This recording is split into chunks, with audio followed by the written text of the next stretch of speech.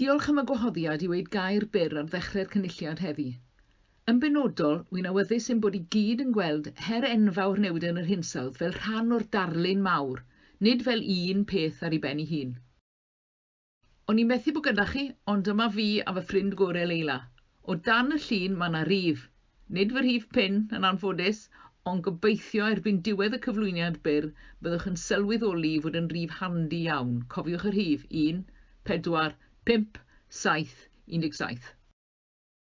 Cyn mynd ymellach, fi eisiau crybwyll eco amgueddfa llun. Dwi'n ni'n faint ohonoch sy'n sylweddoli bod safleoedd treftadol ym Mhen Llŷn yn cydweithio i farchnatau safleoedd. Y nod yw galluogi cymunedau arfordirol i hyrwyddo hysedau naturiol a diwylliannol mwyn creu cyfleoedd ar gyfer twristiaeth sy'n gynaliadwy ac yn adfywiol. Ond beth ar y ddeiar yw eco-amgueddfa? Mae amgueddfa draddodiadol yn cynnwys adeilad, casgliad o greiriau a lluniau, staff arbenigol ac ymwelwyr. Tra fod eco-amgueddfa ar y llaw arall yn cynnwys tirlun naturiolaeth, treftadaeth, atgofion y dyheadau a chymuned. Mae'r heriau newid yn yr hinsawdd a heriau mae'r eco-amgueddfa a phartneriaethau fel partneriaeth tirlun llun yn geisio i datrys yn plethu'n agos iawn a'r unig ffordd i daclo newid yn yr hinsawdd yw taclo problemau economaidd, cymdeithasol, diwylliannol ac amgylcheddol i gyd gyda'i gilydd. A dyma nhw'r safleoedd, Nant Gwrtheyrn, Amgueddfa Forwrol Llŷn, Felin Ucha, Porth y Swnt, Plas yn Rhyw ac Oriel Plasglin y Weddw. Os dim amser i fanylu, ond da chi ewch i wefan eco-amgueddfa, dilynwch yr hashnod eco-amgueddfa i'w ewch i ymweld â'r safleoedd. Ar Fehefin 17, cyhoeddodd Sir Frank Atherton, Prifysgol Llywodraeth Cymru, fod newid yn yr hinsawdd yn mynd i gael effaith gwaith ar Gymru na pandemig Covid. Gaech annog i Gymru diddordeb yn y safleoedd eco-amgueddfa ac ystyried os na ffyrdd o gydweithio mwyn hybu gwell dealltwriaeth o heriau newid yn yr hinsawdd. Ond i symud ymlaen, fi'n siŵr eich bod i gyd ar biger draen eisiau fi ddatgelu dirgelwch 1, 4, 5, 17, 17. A dyma ni fframwaith ar gyfer gweithredu heddi. Datblygu gweledigaeth hirdymor, cofleidio 4 piler Cynaladwyedd, hyrwyddo'r 5 ffordd o weithio, cyfarch 7 nod llesiant Cymru a cyfrannu at 17 o nodau y Cenhedloedd Unedig. 1, 4, 5, 7, 17.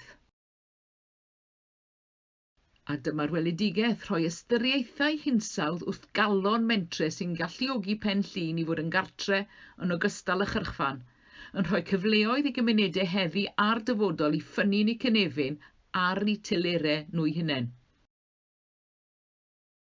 A dyma'r 4 piler, yr economi, amgylchedd, cymdeithas a diwylliant. Wrth ystyried sut i ddaclo newid yn yr hinsawdd, mae'n bwysig i'n bod yn cydbwyso'r dyhead am dwf economaidd gydag ystyriaethau cymdeithasol, amgylcheddol a diwylliannol. Beth am edrych am batrymau, gweithio allan sut i osgoi gweithredu mewn silos, gwneud cysylltiadau, adeiladu cymunedau a cofio'n gwerthoedd.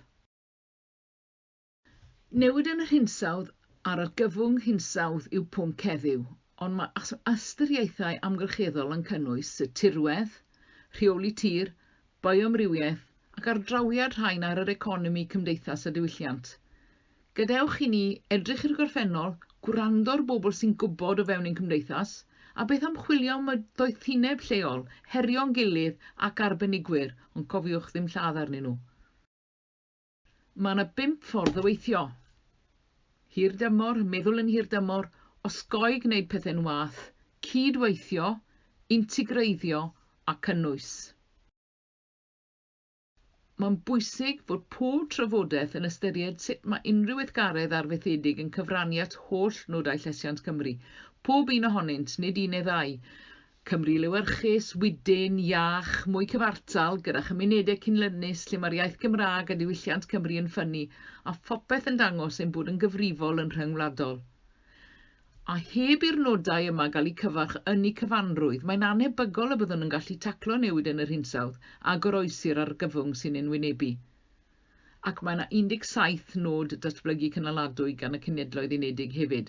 Felly dyna chi yr 1, 4, 5, 7, 17.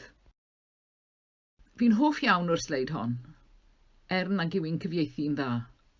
Beth am feddwl am roi ffyrdd o rhoi llai o bwyslais ar y fi a mwy ar y ni, trwy roi pwyslais ar gymuned a chysylltiadau yn hytrach nag ar unigolion, trwy adeiladu cymunedau a meithrin parch at y tir a'n dealltwriaeth o le gallwn fynd i'r afel a'r heriau dwys sy'n yn wynebu. Fel mae tîm pêl-droed Cymru yn ein hysgoffau, gorau chwarae, cyd chwarae. Together stronger. Pob lwc i chi gyd heddi, gobeithio bydd y diwrnod yn un llwyddiannus. Fi'n edrych mlaen i glywed eich syniadau a gobeithio allai ymuno gyda chi rhyw ddydd yn y dyfodol. Hwyl fawr.